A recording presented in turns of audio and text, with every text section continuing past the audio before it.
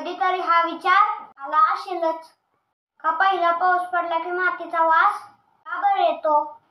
तर मित्रांनो, माझ्याही मनात विचार आला, म्हणून मी ह्या प्रश्नाचं उत्तर शोधलं. तर हे उत्तर ऐकून तुमच्या ह्या माहितीत नक्की भर पडेल. तर मित्रांनो, मी अजिंक्य SE मराठी ह्या माझ्या चॅनलला नक्की सबस्क्राईब करा. व्हिडिओ आवडला असेल तर लाईक करायला विसरू नका.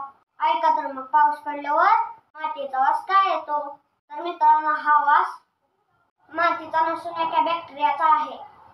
त्या बॅक्टेरियाला ऍक्टिनोमायसिटीस असं म्हणतात.